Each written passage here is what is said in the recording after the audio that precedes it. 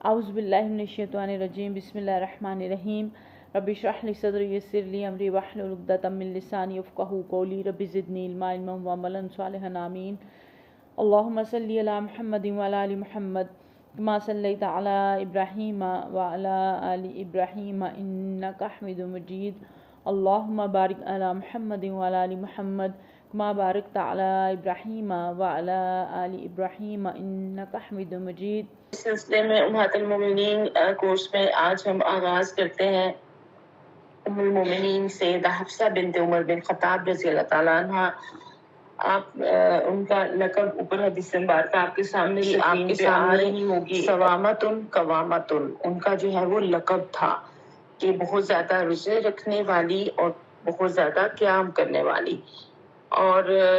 آپ جانتے ہیں کہ یہ درود سے خلیفہ راشد حضرت عمر فاروق رضی اللہ عنہ لخت جگر ہیں اور پیارے نبی کریم صلی اللہ علیہ وسلم کی چوتھی زوجہ محترمہ ہونے کا شرف رکھتی ہیں۔ ہم پہلے 3 جو ہے ازواج کے بارے میں، امہات المومنین کے بارے میں جو ہے پڑھ چکے ہیں،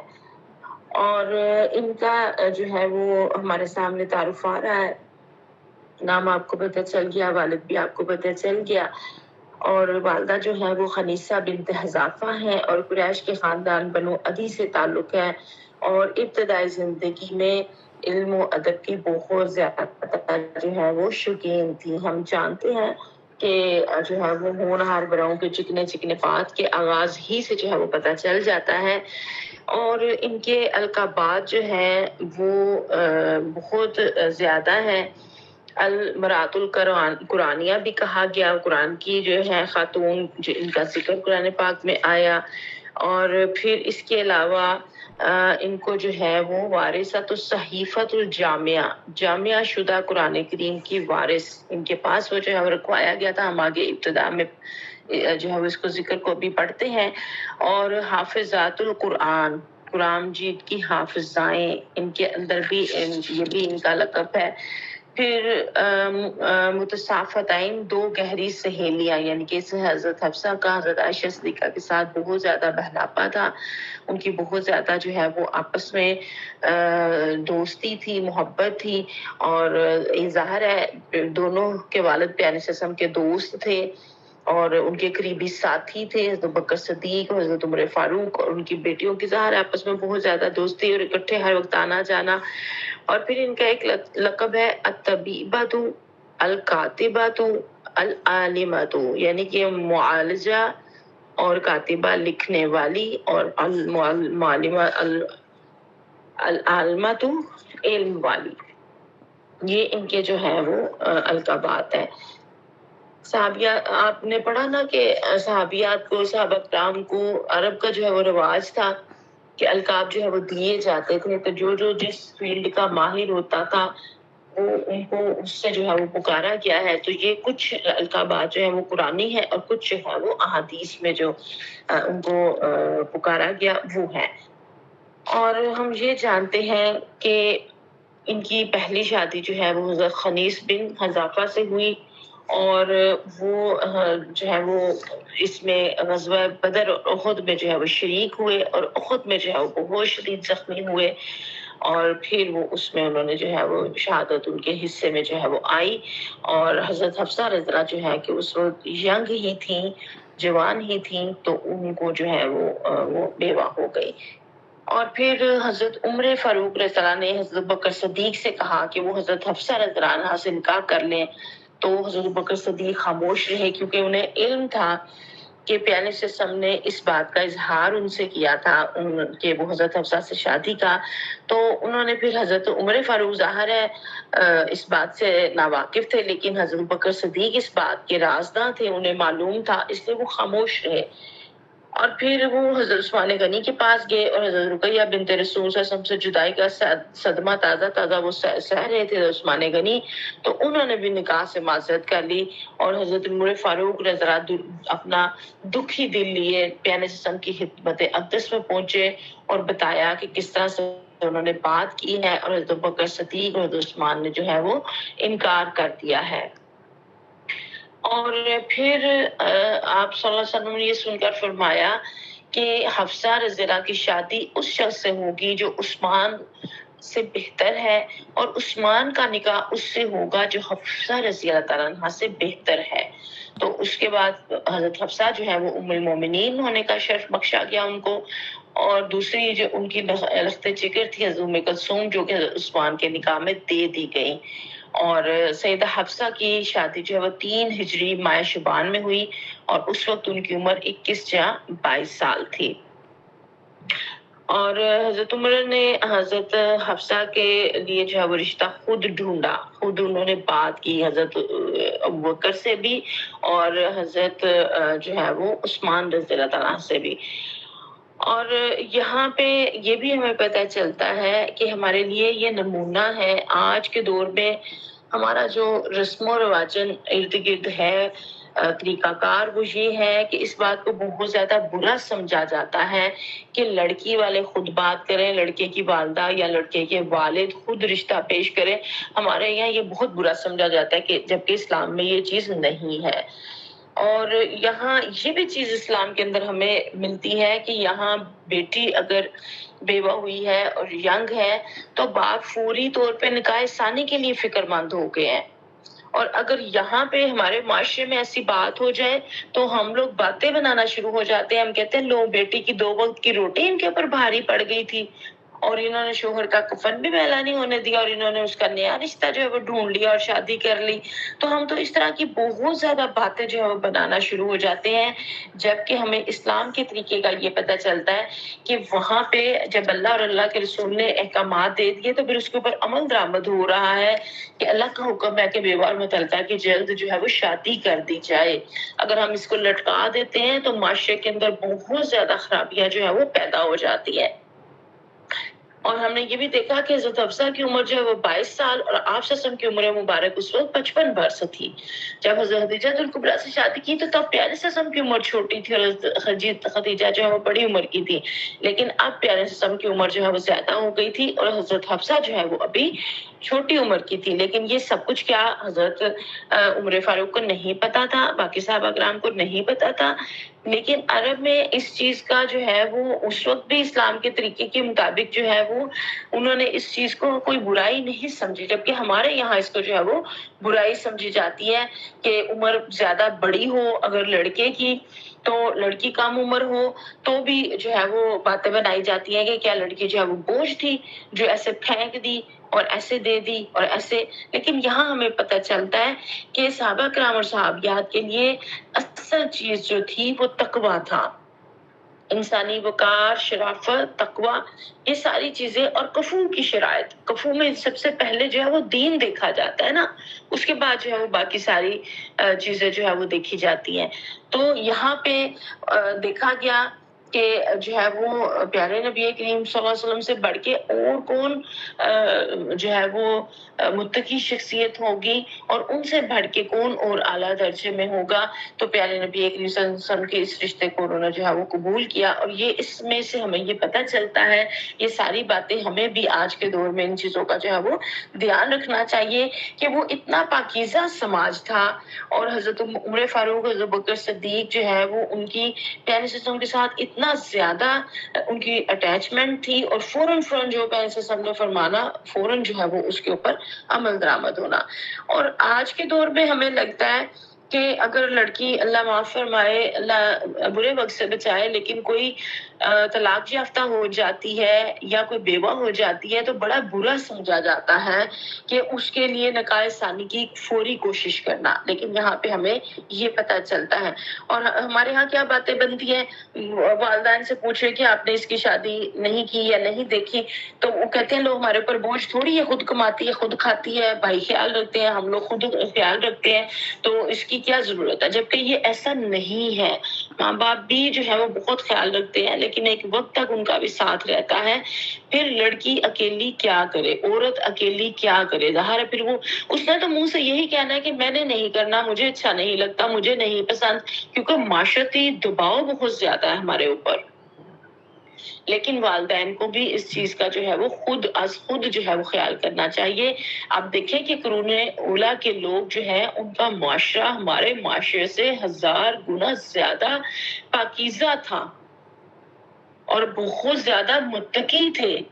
لیکن اس کے باوجود جو ہے وہ اسلام چونکہ مجرد زندگی کو پسند نہیں کرتا، تو انہوں نے یہ نہیں کیا کہ چند سال گزر جائے بیوگی کو، کچھ سال گزر جائے تو اس کے بعد جو ہے وہ ہم کریں گے،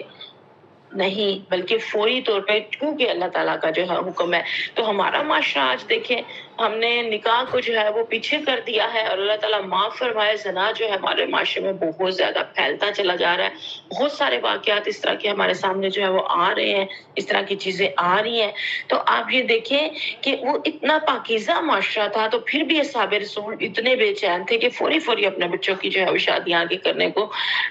کر رہے تھے۔ تو یہاں پہ تو اس ہمارے معاشرے کے اندر تو اب اس وقت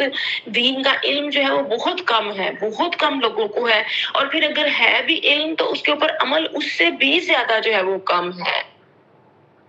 اور یہاں پہ بھی دیکھیں، دوسری طرف ہم نے دیکھا کہ عثمان غنی کی زوجہ رقیہ بنت رسول صلی اللہ علیہ وسلم جب رحلت فرما جاتی ہیں تو پیارے صلی اللہ علیہ وسلم اپنی فوراً دوسری بیٹی ام کلثوم جو ہے ان کے نکاح میں دے دیتے ہیں۔ تو کتنا اعلیٰ مقام ہے ایک داماد کا اپنے سسرال میں۔ یہاں پہ تو ایسا ہو جائے تو بہت برا سمجھا جاتا ہے، کہتے ہیں اس کے اندر عیب اتنے گردان دیے جاتے ہیں کہ اس کے اندر تو یہ اور یہ عیب ہے، ہم اپنی بیٹی دوسری جو ہے وہ کیوں دیں، اس نے تو پہلی کوئی نہیں سکھی رکھا ہوا تھا، اور اس کا تو یہ مسئلہ اور اس کا وہ مسئلہ۔ الا یہ کہ کہیں بہت زیادہ جو ہے وہ شرعی مسئلے آ جائیں یا بہت زیادہ کوئی انسانی حقوق کی پامالی کرے تو وہ ایک علیحدہ بات ہے۔ لیکن بہرحال یہ روایات ہمیں بتاتی ہیں کہ وہ عظیم الشان اقدار اور روایات سے مزین معاشرہ تھا۔ عمروں کی اونچ نیچ، کمی بیشی وہاں پہ مسئلہ انا کا نہیں بنتی تھی، نہ دوسری تیسری شادی جو ہے وہ جائے نزاع بنتی تھی، اور باپ کا بیٹی کے رشتے کے لیے دروازہ کھٹکھٹانا بھی معیوب نہیں تھا۔ اور ہماری انا اور وقار کے جھوٹے لبادے سے ہماری زندگی مشکلات سے دو چار ہے، اور یہاں امہات المومنین اور صحابہ کرام اور صحابیات کے جو ہے وہ عمل میں میرے اور آپ کے لیے جو ہے وہ نقش قدم میں ہمارے لیے عمل کی جو ہے وہ راہیں ہیں۔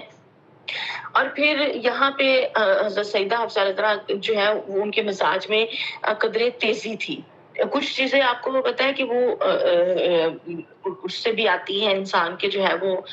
کیا کہیں گے کہ اپنے والدین سے بھی آتی ہیں۔ تو حضرت عمر فاروق بھی ذرا جو ہے وہ تیز مزاج تھے، غصے والے تھے۔ تو حضرت جو ہے وہ حفصہ کبھی کسی وقت جو ہے وہ اس طرح سے بھی بات جو ہے وہ کرتی تھی۔ حضرت عمر فاروق فرماتے ہیں کہ ہم لوگ جاہلیت میں عورتوں کو ذرا برابر بھی وقت نہیں دیتے تھے، اسلام نے عورتوں کو مرتبہ دیا، قرآن میں ہمیں ان کے متعلق آیات اتری تو ہمیں ان کی قدر و منزلت معلوم ہوئی۔ اور حضرت حفصہ کا علم و فضل تقویٰ کے بارے میں آتا ہے کہ نہایت عبادت گزار، روزہ دار، تہجد گزار تھی۔ ابھی ان کا لقب بھی جو ہے وہ آپ کے سامنے آیا، سوامت المقائمت جو ہے وہ قوامت۔ اور پھر پیارے وسلم کے وفات کے بعد پہلا قرآن کا مصحف بھی انہی کے پاس محفوظ رہا، اور حضرت عمر رضی اللہ تعالیٰ عنہ نے بھی ان کی علمیت کو سراہا۔ علم سے بہت زیادہ جو ہے وہ لگاؤ تھا، اور اس کا بہت زیادہ شوق تھا حاصل کرنے کا۔ اور پھر جو ہے یہاں پہ ہمیں یہ بھی نظر آتا ہے کہ حضرت زینب بنت جہش کے گھر میں جب پیارے نبی کریم صلی اللہ علیہ وسلم کو تھوڑا وقت لگ گیا اور آپ وہاں شہد کھانے میں مشغول ہو گئے، جو کسی نے حضرت زینب کو ہدیے کے طور پہ بھیجا تھا، تو حضرت عائشہ رضی اللہ فطرت ان پر رشک آیا، اور انہوں نے حضرت حفصہ اور حضرت عائشہ نے حضرت حفصہ کو جو ہے وہ یہ بات بتائی، کیونکہ ان کی آپس میں بہت زیادہ دوستی تھی۔ تو انہوں نے کہا کہ جب پیارے وسلم تمہارے پاس تشریف لائے تو ان سے کہنا یا رسول اللہ صلی اللہ علیہ وسلم کہ آپ نے مغافیر کھایا ہے، یعنی کہ وہ ایک مغافیر ایک قسم کا پھول ہے نا، شہد کی مکھی مغافیر کے پھول سے رس چوس کر شہد بناتی ہے، تو اس میں ایک ناخوشگوار سی بو جو ہے وہ شامل ہو جاتی ہے۔ تو اللہ کے نبی کے وسلم کو تو بو سے سخت نفرت تھی، کوئی بھی نفاست پسند انسان نہیں پسند کرتا، اور پیارے وسلم تو دنیا کے سب سے مطہر انسان ہے۔ تو پیارے نبی کریم صلی اللہ علیہ وسلم نے عہد کر لیا کہ آئندہ جو ہے وہ میں شہد نہیں کھاؤں گا۔ تو انہوں نے پھر اس کے اوپر جو ہے سورہ تحریم کی آیات نازل ہوئی کہ اے نبی کی قسم اپنی بیویوں کی خوشنودی کے لیے تم اللہ کی حلال کی چیزوں کو اپنے اوپر کیوں حرام کرتے ہو۔ اب یہاں سے ہمیں یہ بھی پتہ چلتا ہے کہ پیارے نبی قسم کا گھرانہ انسانی جذبات اور احساسات میں معاشرے کے عام گھرانوں کی طرح تھا، اور شوقوں کی رقابت ایک فطری جذبہ تھا۔ ان جذبات اور احساسات کو اگر بیان نہ کیا جائے تو ایسے محسوس ہوگا کہ کوئی ریموٹ کنٹرول خاندان تھا. آپ بہت زیادہ جو ہے وہ احترام والا اور اس طرح سے کر کے اس کو ایک طرف رکھ کے تو کہیں گے کہ ہم تو اس کے مطابق نہیں چل سکتے, تو یہ زیادتی ہے. وہاں پہ ہمیں پتہ چل رہا ہے کہ انسانی جذبات و احساسات سے ماورا نہیں تھا. وہاں رنجشیں بھی تھیں, رکاوٹیں بھی تھیں, محبتیں بھی تھیں, بہناپا بھی تھا, اور اگر تھوڑی سی کہیں کمی بیشی ہوئی تو فوراً قرآنی آیات آ گئی اور پتہ چل گیا کہ یہ چیز ایسے نہیں, ایسے جو ہے وہ اس کے مطابق جو ہے وہ چلنا چاہیے. اور یہ والی بات جو ہے وہ آ بھی گئی نا اس کے اندر. پھر ان کو جو ہے علم حاصل کرنے کا بہت زیادہ شوق تھا, ممتاز گھرانہ تھا, اور اس بات کو مد نظر رکھتے ہوئے پیارے اعظم نے ایک صحابیہ حضرت شفا بنت عبداللہ سے فرمایا کہ تم حفصہ رضی اللہ عنہ کو چیونٹی اور کیڑے کے کاٹے کا منتر سکھا دو. تو سیدہ حفصہ رضی اللہ عنہ نے انہیں صحابیہ سے لکھنا بھی سیکھا تھا. آپ دیکھیں کہ پیارے اعظم نے ان کے شوق کو مد نظر رکھا. آج ہم کہتے ہیں کہ شادی ہو گئی ہے تو بس کتابیں بند, اب پڑھنے لکھنے سے کوئی تعلق نہیں ہے, بس اب جو ہے آپ بس گھر سنبھالیں. بے شک گھر جو ہے سنبھالنا عورت کی اولین ذمہ داری ہے, اس نے سنبھالنا ہے اور اس کی پہلی ذمہ داری ہے, لیکن علم حاصل کرنا بھی اسی کی ذمہ داری ہے. انہی کے اندر, اور خاص طور پہ دین کا علم, کیونکہ اس کے سیکھے بغیر آپ مسلمان نہیں ہو سکتے. اس کے بغیر ہمیں پتہ ہی نہیں چل سکتا کہ ہمارا رب کا پیغام کیا ہے اور ہمارے جو ہے وہ دین میں کن کاموں کو کرنے کا حکم ہے اور کن کاموں سے جو ہے وہ منع کیا گیا ہے, اور مجھے زندگی کیسے گزارنی ہے. قرآن صرف یہ تو نہیں نا بتاتا کہ مرنے کا اور مرنے کے بعد کیا ہوگا, اور مرنے کے لیے اس کے لیے جو ہے وہ آپ نے کیا تیاریاں کرنی اور دنیا میں بس آپ چھوڑ دیں اور اللہ اللہ کریں ایک طرف ہو جائے, ایسا تو نہیں ہے نا. سارے کا سارا پورا رول ماڈل ہمیں سکھایا اور بتایا گیا, قرآن کے ذریعے بتایا گیا. اور امہات المومنین پیارے قسم کی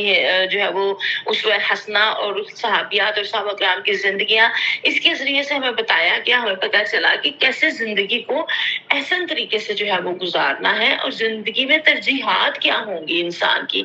کن چیزوں میں وہ اپنا وقت لگائے گا, اپنی جان لگائے گا, اپنا مال لگائے گا, اور کن چیزوں سے اس کو جو ہے وہ بچنا ہوگا. اور پھر آپ دیکھیں کہ جب قرآن کریم کے تمام اجزاء جمع کیے گئے, یکجا کیے گئے, تو کتابت شدہ, تو حضرت حفصہ رضی اللہ کے پاس اس کو جو ہے رکھوا دیا گیا, اور یہ اجزاء تا زندگی ان کے پاس رہے. یہ ایک عظیم الشان شرف تھا جو انہیں حاصل ہوا. اور پھر جنگ یمامہ میں جب حضرت عمر فاروق نے حضرت بکر صدیق رضی اللہ سے فرمایا کہ یمامہ کی جنگ میں حفاظ کرام کی کثیر تعداد نے جام شہادت نوش کیا ہے, ڈر ہے کہ آئندہ جنگوں میں حفاظ اسی طرح اگر شہید ہوتے رہے تو قرآن کا بیشتر حصہ کہیں ضائع نہ ہو جائے. تو انہوں نے کہا کہ میری رائے یہ ہے کہ آپ قرآن جمع کرنے کا حکم دے تاکہ وہ مٹنے سے محفوظ ہو جائے. اس پر یارغار حضرت بکر صدیق رضی اللہ عنہ نے زید بن ثابت کی نگرانی میں ایک کمیٹی تشکیل دی جس نے قرآن کے منتشر اجزاء کو جمع کیا اور اسے کتابی صورت میں لکھ کر خلیفہ رسول صلی اللہ علیہ وسلم کے حوالے کر دیا. آپ نے اس کو حضرت حفصہ رضی اللہ کے پاس جو ہے وہ رکھوا دیا, انہی کے پاس جو ہے وہ رہا. اور جب عثمان غنی کی خلافت کا آیا زمانہ تو چونکہ زیادہ سلطنت کی حد وسیع ہو گئی تھی اور مختلف زبانوں اور لہجوں کے لوگ جو ہے وہ اسلام کے اندر آ گئے تھے, تو پھر حضرت عثمان غنی نے اسی قرآن کی جو حضرت حفصہ رضی اللہ کے پاس پڑا ہوا تھا نقلیں کرا کے جو ممالک فتح ہوئے تھے بڑے بڑے شہروں میں بھجوائی, اور پھر یہ نہیں کہ صرف خالی وہ بھجوائی بلکہ ساتھ ساتھ ایک قاری بھی بھیجا جاتا جو لوگوں کو درست قرات سکھاتا, یعنی کہ اسی ایک کے اوپر جو ہے وہ ان کو جمع کیا گیا. اور پھر چونکہ علم کا حاصل کرنے کا شوق تھا سیدہ حفصہ رضی اللہ تعالیٰ عنہا کو, تو انہوں نے کئی مسائل جو ہے وہ پیارے قسم سے جو ہے وہ دریافت کیے. ایک مرتبہ حضور صلی اللہ علیہ وسلم نے فرمایا اصحاب بدر و حدیبیہ جہنم میں داخل نہ ہوں گے. تو سیدہ حضرت حفصہ نے جب یہ سنا تو انہوں نے کہا یا رسول اللہ صلی اللہ علیہ وسلم, اللہ تعالیٰ نے تو یہ فرمایا ہے وَإِن مِّنكُمْ إِلَّا وَارِدُهَا, تم میں سے ہر ایک وارد جہنم ہوگا. تو آپ صلی اللہ علیہ وسلم نے فرمایا مگر یہ بھی تو ہے کہ ثُمَّ نُنَجِّي الَّذِينَ اتَّقَوْا وَنَذَرُ الظَّالِمِينَ فِيهَا جِثِيًّا, پھر ہم پرہیزگاروں کو نجات دیں گے اور ظالموں کو اس میں ظالموں کے بل گرا ہوا چھوڑ دیں گے. سیدہ حفصہ رضی اللہ سے 60 احادیث مروی ہیں, 60. اور جس میں سے 4 متفق علیہ ہیں اور 6 مسلم شریف میں ہیں، اور باقی حدیث جو ہے وہ دوسری کتابوں کے اندر ہے۔ ان کے شاگرد بھی بہت زیادہ ہیں، عبداللہ بن عمر، حمزہ ابن عبداللہ، صفیہ بنت ابو عبید، مطب بن ابی وداع، ام مبشر انصاریہ، عبداللہ بن صفوان بن امیہ، عبد الرحمن بن حارث بن حشام رضی اللہ تعالیٰ عنہم، یہ ان کے جو ہے وہ مشہور ترین شاگردوں کے اندر جو ہے وہ شامل ہے۔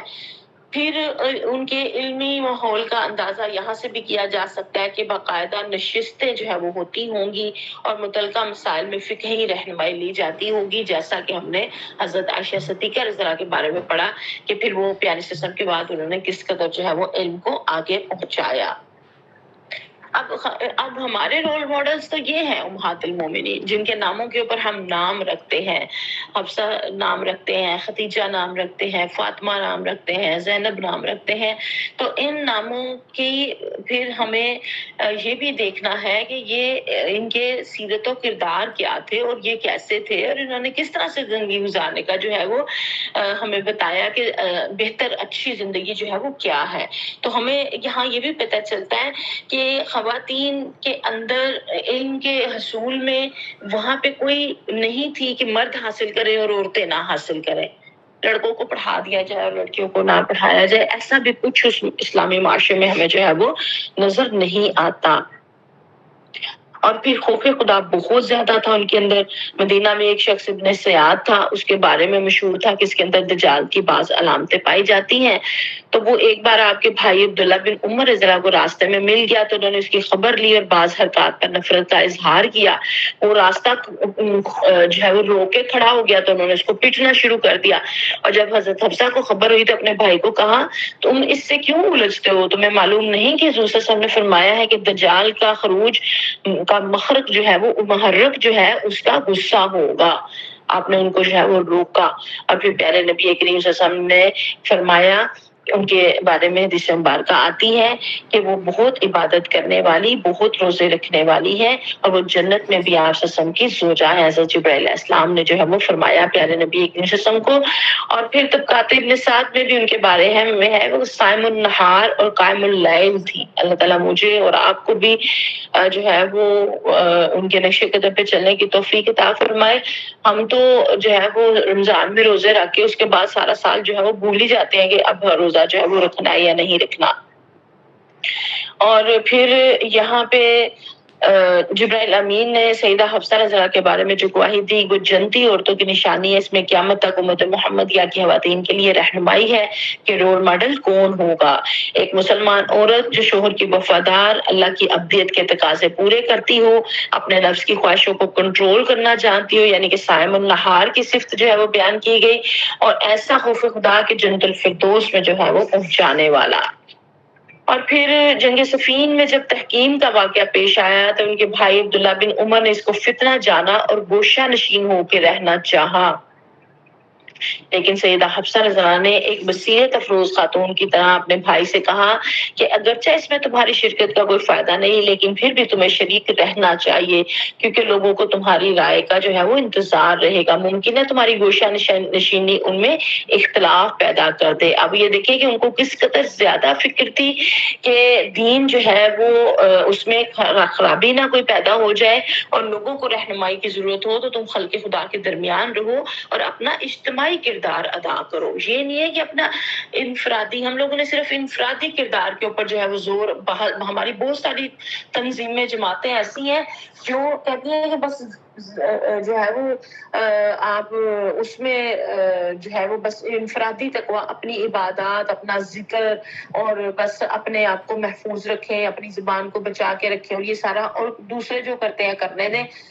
انفرادی بھی انسان کو اپنا تقوی حاصل کرنا ہے، اور اجتماعی بھی اس کا جو ہے وہ فرض ہے اور اس کا کردار ہے کہ ان چیزوں کی روک تھام کے لیے بھی وہ جو ہے امر بالمعروف اور نہی عن المنکر کا جو ہے وہ فریضہ ادا کرے۔ پھر ہم دیکھتے ہیں کہ واقعہ افک میں بھی جو ہے وہ ان کی آتی ہے کہ انہوں نے ان کے حق میں اچھی گواہی دی حضرت عائشہ صدیقہ کے حق میں۔ اور پھر یہاں ہمیں یہ بھی پتہ چلتا ہے کہ حضرت عمر فاروق کی شہادت کے بعد حفصہ جو ہے وہ خلیفہ عثمان نے ان کو مصحف دیا قرآن پاک کا، جو میں آپ کو پہلے بات بتا چکی ہوں، اور 45 ہجری میں مدینہ منورہ میں تقریباً 60 سال کی عمر میں جو ہے وہ وفات پائی، اور جنت البقیع میں جو ہے وہ ان کی تدفین ہوئی۔ یہ حضرت امیر معاویہ کا دور حکومت تھا، اور مدینہ کے گورنر مروان بن حکم نے آپ کی نماز جنازہ پڑھائی، کندھا دیا۔ حضرت ابو ہریرہ اس طرح جنازے کے ساتھ آپ کی لحد تک تشریف لے گئے۔ قبر میں ان کے بھائی عبداللہ بن عمر، ان کے بیٹے عاصم، سالم، عبداللہ اور حمزہ نے اتارا۔ آپ رضی اللہ تعالیٰ عنہ کی قبر مدینہ منورہ کے تاریخی قبرستان جنت البقیع میں ہے، اور اللہ تعالیٰ ان کے اوپر ہزاروں سلام اور ہزاروں رحمتیں نازل فرمائے۔ انہوں نے نہ صرف تقوی اور قناعت کی زندگی گزاری، بلکہ وقت آخر میں اپنی جائیداد بھی خلق خدا کی بھلائی کے لیے وقف کر کے اس کو جو ہے وہ صدقہ جاریہ بنا دیا۔ اللہ کریم ہمیں آپ رضی اللہ تعالیٰ عنہ کی روشن سیرت سے اپنی زندگیوں کے اندھیرے دور کرنے کی توفیق عطا فرمائے۔ ماں جو ہوتی ہے وہ قابل تقلید ہوتی ہے، اور اس کی باتیں اور اس کے عمل کے اوپر جو ہے وہ ہم عمل جو ہے وہ بیٹیاں بیٹے جو ہے وہ نسلیں جو ہے وہ کرتے ہیں۔ تو یہ عظیم مائیں ہماری، جنہوں نے ہمارے سامنے یہ سیکھنے کے بہت سارے پہلو رکھے کہ والدین کی اطاعت اور ادب، علمی شعور اور تقوی، قربانی، صبر اور اصلاح پسندی، خواتین کے لیے دینی وراثت کی مثال، قرآن سے گہرا تعلق اور قرآن کی حفاظت۔ جی ہمیں پتہ چلتا ہے، اللہ تعالیٰ ہمیں ان کے جو ہے وہ نقش قدم پہ چلنے کی توفیق عطا فرمائے۔ اب ہم چونکہ ہمارے امہات المومنین میں ہمارے پاس اگلا جو ہے وہ ام المومنین سیدہ زینب بنت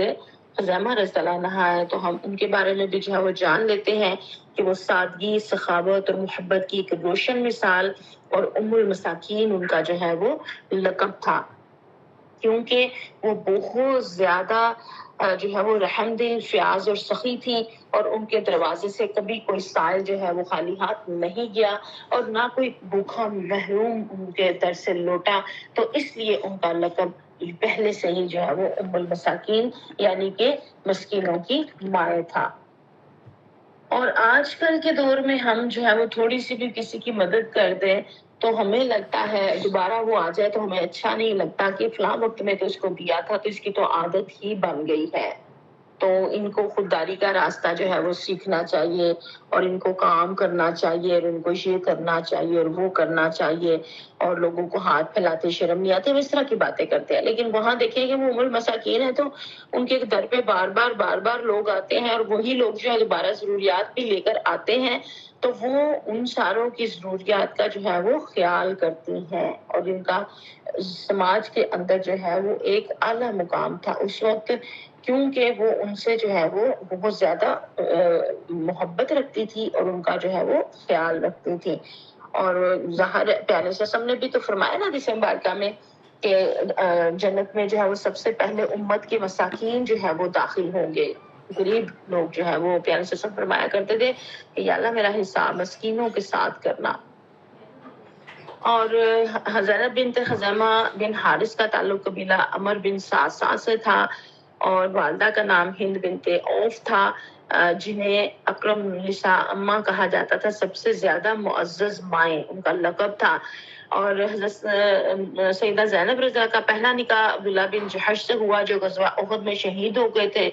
اور یہاں پھر وہ پیارے سسم کی اس کے بعد جو ہے وہ پیارے سسم کی زوجیت میں وہ آئے۔ آپ دیکھیں کہ ہمارے امہات المومنین میں سے جو ہے وہ پیارے نبی صلی اللہ علیہ وسلم نے بیواؤں کو اس دور میں اس معاشرے میں بہت زیادہ جو ہے وہ تحفظ دیا، ان کا خیال رکھا، ان کو اعلیٰ مقام دیا، اس دور میں کہ جس دور میں عورت کو جو ہے وہ جانوروں سے بھی بدتر سمجھا جاتا تھا، اس کی کوئی اہمیت اور ویلیو نہیں تھی، اور پیارے سسم نے جو ہے وہ ان کو یہاں پہ بہت زیادہ جو ہے وہ عزت اور اکرام دیا۔ اور ان کے جو پہلے شوہر تھے نا حضرت جو ہے وہ ہم نے ابھی یہاں ان کا جو ہے وہ نام پڑا ہے، انہوں نے جو ہے وہ دعا کی تھی کہ جو ہے اللہ کے راستے میں جو ہے میں عبداللہ بن جحش ان کا نام تھا، کہ میں اللہ کے راستے میں شہید ہو جاؤں، اور اے حال کے کونوں مقام مجھے ایسا مقابلہ عطا کر جو نہایت شجاع اور غضبناک ہو، میں تیری راہ میں لڑتا ہوا اس کے ہاتھوں قتل ہو جاؤں، اور میرے ہونٹ ناک اور کان کاٹ ڈالے جب میں تجھ سے ملوں، اور تو پوچھے کہ عبداللہ تیرے ہونٹ ناک اور کان کیوں کاٹے گئے، تو میں عرض کروں الہی تیرے اور تیرے رسول صلی اللہ علیہ وسلم کے لیے۔ اور آپ دیکھیں کہ انہوں نے کیسی دعا کی، ان کی کیسی شدید محبت تھی پیارے نبی کریم صلی اللہ علیہ وسلم کے ساتھ، اپنے رب کے ساتھ، اپنے دین کے ساتھ، کیونکہ یہ الفاظ عام فرد نہیں منہ سے نکال سکتا۔ یہ الفاظ وہ فرد منہ سے نکال سکتا ہے کہ جو بہت زیادہ اللہ اور اللہ کے رسول صلی اللہ علیہ وسلم سے محبت رکھتا ہو۔ تو انہوں نے یہ الفاظ جو ہے وہ نکالے، اور یہ دعا اللہ تعالیٰ نے قبول کی۔ آپ جانتے ہیں نا کہ احد میں جو شہداء تھے ان کا مسئلہ بعد میں کیا گیا، اور ان کے جو ہے وہ ناک اور کان اور ہاتھ اور کاٹ کے تو پھر ہار بنا کے انہوں نے پرو کے اس میں جو ہے وہ پہنے ان خواتین نے جو احد میں کفار کے ساتھ تھی۔ اور پھر جب وہ اتنی بہادری کے ساتھ لڑے کہ ان کی تلوار جو ہے وہ ٹوٹ گئی، تو پیارے سسم کے پاس آئے اور بتایا کہ میری تلوار جو ہے وہ ٹوٹ گئی ہے۔ تو پیارے سسم کے پاس اس وقت ایک کھجور کی چھڑی تھی، آپ سے نے فرمایا اس سے لڑو، یہ تمہارے لیے تلوار کا کام کرے گی۔ اور ان کا ایمان اس قدر مضبوط کہ وہ اسی کو لے کے جو ہے وہ لڑنے کے لیے میدان میں چلے گئے۔ انہوں نے یہ نہیں کہا کہ یہ کیسے، یہ تلوار جیسی تو نہیں ہے، یہ لوہے کی تو نہیں ہے، یہ ایسے اور ایسے تو عمل نہیں ہوگا اس کے ساتھ، اور یہ تو میں نہیں کر سکتا، کچھ بھی نہیں۔ یہاں پہ پتہ چلتا ہے کہ دل جب فیصلہ کر لیتا ہے اور وہ اس کے مطابق جب چل پڑتا ہے تو پھر عقل کھڑی تماشا دیکھتی رہ جاتی ہے، وہ لبے بام ہی رہ جاتی ہے، اور انسان جو ہے وہ اپنے مقصد میں جو ہے وہ کامیاب ہو جاتا ہے۔ وہ اسی کے ساتھ لڑے اور وہ جو ہے وہ شہید ہوئے، اور ان کی دعا جو ہے وہ پوری ہوئی۔ اور پھر جب پیارے نبی کے ساتھ ان کا عقد ہوا رمضان میں، تو 500 درم جو ہے پیارے وسلم نے مہر مقرر کیا، اور یہ ہجرت کا 3را سال ہے۔ آپ وسلم کی عمر مبارک تقریباً 55 سال، اور حضرت زینب بنت خزیمہ کی 30 سال کے قریب تھی اس وقت عمر۔ اور نکاح جو ہے وہ ایک بہت بڑی ذمہ داری تھی، وہ کوئی چھوٹی چیز نہیں تھی، اور پیارے وسلم نے جو ہے وہ پھر پورا ایک جو ہے خانگی زندگی کا بھی ان کے اوپر بوجھ تھا۔ آپ وسلم نے اپنے تمام ازواج کے ساتھ جو ہے وہ حسن سلوک کیا، ان کے ساتھ انصاف کے ساتھ چلے، انتہائی حسن سلوک کے ساتھ چلے، اور امت کے لیے ایک مثالی عائلی زندگی کا نمونہ پیش کیا، گزار کے جو ہے وہ دکھایا۔ اور جب پہلے بھی ہم پڑھ چکے، اور یہ بات پہلے بھی ہو چکی کہ جو پہلی شادی تھی اس وقت پیارے وسلم کی عمر چھوٹی تھی، اور خدیجہ الکبریٰ جو ہے 15 برس بڑی تھی آپ صلی اللہ علیہ وسلم سے، لیکن انہوں نے جو ہے وہ ان کے ساتھ بھی جو ہے بہت اعلیٰ جو ہے وہ زندگی گزاری، تمام عمر جو ہے وہ ان کو جو ہے وہ اس کے اوپر اس کو یاد کرتے رہے، اور اس وقت کو، اور ان کے اوپر جو ہے وہ باقی ازواج کو جو ہے وہ رشک ہوا حضرت خدیجہ الکبریٰ کے اوپر کہ وہ اس قدر زیادہ۔ تو یہ سارا مقام جو ہے وہ صحابیات کو جو ہے وہ دیا گیا امہات المومنین کو۔ اور پھر ہم دیکھتے ہیں کہ نبی کریم صلی اللہ علیہ وسلم سے جب ان کا جو ہے وہ نکاح ہو گیا، تو نکاح کی مدت صرف 3 یا 8 ماہ رہی، کیونکہ جلد ہی آپ رضی اللہ تعالیٰ عنہ کا جو ہے وہ انتقال ہو گیا۔ آپ نبی علیہ السلام کی وہ دوسری زوجہ ہے جن کا وصال آپ وسلم کی زندگی میں ہوا۔ پہلی خدیجہ الکبریٰ رضی اللہ تھی، اور پھر یہ جو، اور ان کو اتنا جو ہے وہ اکرام ملا کہ پیارے وسلم نے خود ان کے سارے جو ہے وہ کیا اسے کہیں گے کہ تدفین کے سارے مراحل جو ہے وہ پیارے وسلم کے ہاتھوں سے ہوئے ان کے لیے، ان کے۔ اور شہداء کے گھرانوں کا اکرام اتنا زیادہ ہے کہ بہت زیادہ ان کو پیارے نبی صلی اللہ علیہ وسلم نے جو ہے وہ عزت اور احترام جو ہے وہ دیا ہے، اور یہ ہمارے لیے مشعل راہ ہے۔ اور ہمیں یہاں یہ بھی پتہ چلتا ہے کہ پیارے نبی کریم صلی اللہ علیہ وسلم نے ان کی نماز جنازہ جو ہے وہ خود پڑھائی، اور جو ہے جنت البقیع میں تدفین ان کی ہوئی، اور وفات کے وقت آپ رضی اللہ تعالیٰ عنہ کی عمر جو ہے وہ 30 برس، یعنی کہ کچھ ہی 8 ماہ کا عرصہ آتا ہے نا، تو وہ تھوڑا ہی وقت ہے نا، زیادہ وقت تو نہیں ہے، تو ینگ ایج میں ہی انہوں نے جو ہے وفات پائی۔ اور امہات المومنین میں سے صرف یہ شرف آپ ہی کو حاصل ہے، حضرت حفصہ رضی اللہ عنہا، حضرت زینب بنت خزیمہ رضی اللہ کو کہ جو ہے وہ پیارے وسلم نے خود ان کا جو ہے وہ جنازہ پڑھایا اور ان کی تدفین کی، اور کیونکہ باقی سب امہات المومنین پیارے وسلم کے بعد ان کا وصال ہوا، اور حضرت خدیجہ الکبریٰ رضی اللہ کی وفات اس وقت ہوئی کہ جب جنازہ پڑھنے کا ابھی حکم نہیں آیا تھا،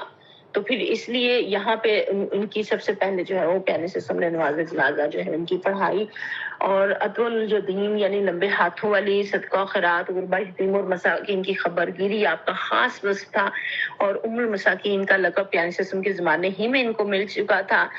اور سادگی، قناعت اور دلجوئی آپ کے نمایاں اور صاف تھے، مہمانوں اور محتاجوں کے لیے گھر ہمیشہ کھلا رہتا، آپ کا کردار نبی اکرم صلی اللہ علیہ وسلم کے اسوہ حسنہ کا آئینہ دار تھا، اور جو ہے وہ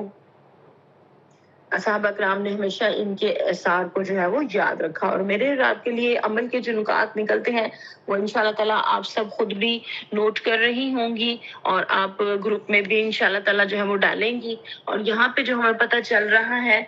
اس میں ہم جو ہے وہ ان کی سیرت جو ہے وہ سخاوت کا درس دیتی ہے، سیدہ زینب رضی اللہ عنہا کی سیرت، اور بیوگی میں صبر و رضا کا عملی نمونہ فراہم کرتی ہے، اور کم وقت میں بھی مقام و عظمت حاصل کر لیا، کم وقت ہی جو ہے وہ گزارا، اس کے باوجود ہمیں بھی اپنا وقت اور محبت مساکین کے لیے وقف کرنی چاہیے، دین کی خدمت کے لیے اخلاص سب سے بڑی شرط ہے،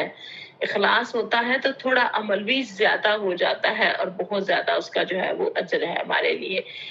اب جو ہم کتابیں پڑھ رہے ہیں اس میں ہمارے لیے جو پیغام انہوں نے دیا ہوا ہے کہ سیدہ زینب بنت خزیمہ رضی اللہ عنہا وہ ہستی تھی جنہوں نے اپنے وجود سے غربا کے دلوں میں محبت کی قندیلیں روشن کی، ان کے ہاتھوں کی گرمی دعاؤں کا اثر لیے ہوئے ہوتی تھی، ان کا ٹھکانہ نبی کریم صلی اللہ علیہ وسلم سے ایک پیغام تھا کہ بیوہ عورت کا مقام بلند ہے، وہ معاشرے پر بوجھ نہیں بلکہ رحمت ہو سکتی ہے۔ اللہ تعالیٰ ہمیں ان کے اسوہ پہ چلنے کی، ان کے راستے پہ چلنے کی توفیق عطا فرمائے۔ ہم اللہ کرے کہ ہم اپنے رول ماڈل اپنی ان ماؤں کو بنا لیں، اور ان کے پیغامات بھی ہم اسی طرح نوٹ کر کے اخذ کر کے زندگیوں میں شامل کر سکیں کہ جیسے ہم اپنی حقیقی ماں کے جو ہے وہ پیغامات کو غور و فکر سے جو ہے وہ سمجھتے ہیں اور عمل میں جو ہے وہ لے کے آتے ہیں، اور ہماری نسلوں کو بھی، ہماری بیٹیوں کو، ہماری بہوؤں کو، ہمارے جو ہے وہ اگلی نسلوں کو، سب کو ہی جو ہے وہ اللہ تعالیٰ اس کے اوپر بہت زیادہ عمل کی توفیق عطا فرمائے۔ وآخر دعوانا الحمدللہ رب العالمین۔